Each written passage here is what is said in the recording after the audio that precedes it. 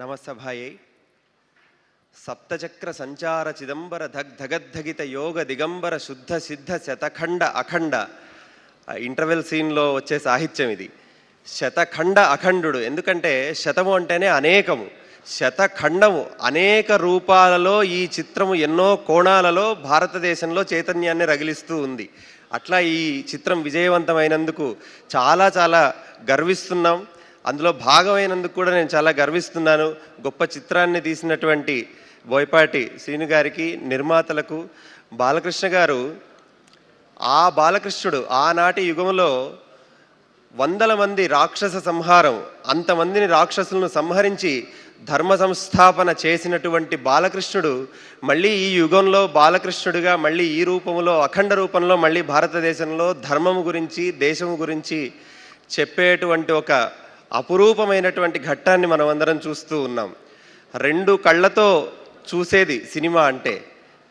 దేశము ధర్మము రెండు కళ్ళుగా కలిగినటువంటి భారతీయులందరూ ఈ చిత్రానికి బ్రహ్మరథం పడుతూ ఉన్నారు. ఇవాళ కుటుంబాలు ఇంతింతై వటుడింతయ్యై మరియు తానింతై అన్నట్లు మొదటి రోజుకు, రెండవ రోజుకు, మూడవ రోజుకు పెరిగి మళ్ళీ మూడవసారి, నాలుగవసారి కుటుంబాలతో కలిసి వెళుతున్న దృశ్యాన్ని మనమంతా చూస్తూ ఉన్నాం. అటువంటి గొప్ప సన్నివేశం భారతదేశంలో ఈనాడు చోటు చేసుకుంది. వెండితెర మీద సనాతన ధర్మాన్ని బంగారు సింహాసనంపై కూర్చోబెట్టిన చిత్రం ఇది. అట్లా ఈ చిత్రాన్ని చూడాలి. ఇది సినిమా అనడం లేదు, ఎందుకంటే ఇది సినిమా పరిధిని దాటిపోయింది. ఇది భారతదేశము యొక్క ఉత్కృష్టమైన ధర్మ స్వరూపము. ఆ స్వరూపాన్ని చూడాలి అంటే తెర మీద చూడాలి.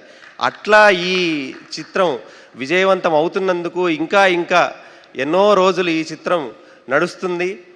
ఎన్నో యుగాల పాటు మళ్ళీ ప్రజలకు ధర్మము, దేశము గురించి ఒక ఉద్దీపనము, ఒక చైతన్యము కలిగించేటట్లుగా ఈ సినిమా వెళుతూ ఉన్నది జనాల్లోకి.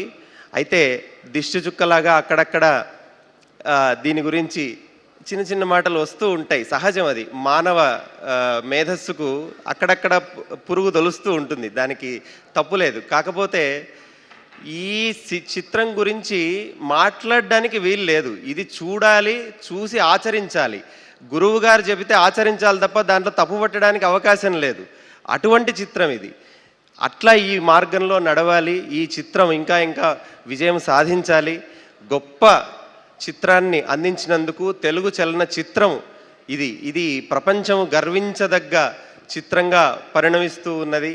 అట్లా ఈ చిత్రంలో నన్ను భాగస్వామిని చేసినందుకు, గొప్ప సాహిత్యం నా ద్వారా పరమేశ్వరుడు అందించేటట్లుగా నన్ను ప్రేరేపించినందుకు నేను అందరికీ పేరు పేరున కృతజ్ఞతలు తెలుపుకుంటూ స్వస్తి.